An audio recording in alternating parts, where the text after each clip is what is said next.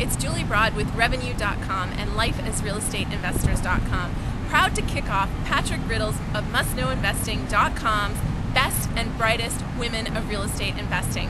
And I'm coming at you from beautiful British Columbia, Canada, where we're riding one of the BC ferries en route to where we own a bunch of our investment properties.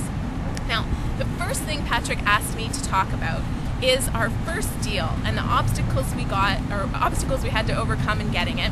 And I say we because I've bought all of my properties with my now husband and investment partner, Dave Penyak. Our first deal was actually a really good one, but there was definitely some fear involved. We were a little bit afraid to take action, and because it was our first deal. But we basically overcame that fear by just kind of going, okay, what's the worst thing that can happen here? And when you start asking yourself that, and you start thinking, well, what's the worst thing that can happen if I do this? And then you think, well, if that happens, I will do this. And if that happens, what's the worst thing that can happen when I do that? And you just kind of go down the line. And suddenly you realize, well, the worst things that can happen, first of all, probably aren't going to happen. And second of all, you'll probably be able to deal with them. Now there's certain properties that you'll find that you don't want to deal with. But when we found a good deal in a good area, we asked ourselves those questions and we found it fairly easy to take action, even though people around us were telling us we were crazy for investing in real estate at that time because the market had been flat for years after coming down. But we went ahead, took action, and boy was that deal a whopper. We brought in $300 to $500 a month positive cash flow from that deal for almost the whole 7 years that we owned it.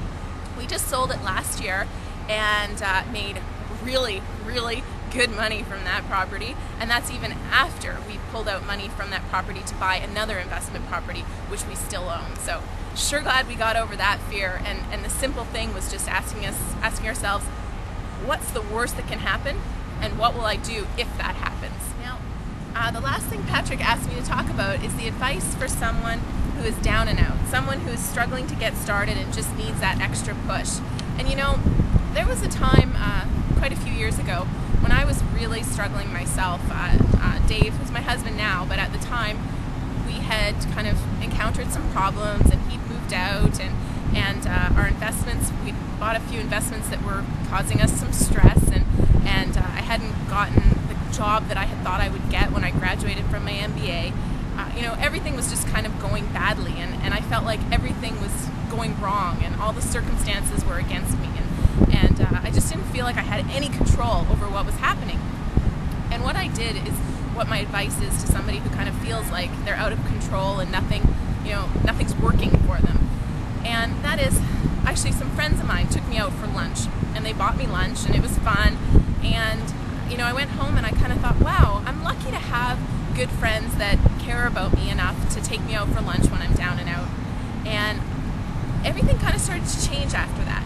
And looking back, I think it's simply because I stopped focusing on everything that was rotten and everything that was going bad in my life. And instead I thought about the good things, and I started to think, I'm lucky to have great friends. And then the next thing well, I'm lucky I got a job. Maybe it wasn't a job that paid as much as I was making before MBA, and maybe it wasn't the dream job, but I got a job. And I started to focus on the things that were good. And then I started to think about how I can make those things even better and take action. And suddenly I felt like I was in control. And so my tip to anybody who's down and out is control the one thing you can always control, and that is your thoughts.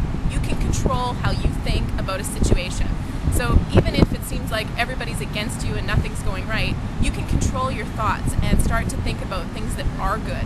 You're alive, you're healthy, there's always something, and start from there and think about what else you can do to move forward, to take action towards what you want. Just little steps, but it gives you that feeling of control, and then everything starts to get a little bit better.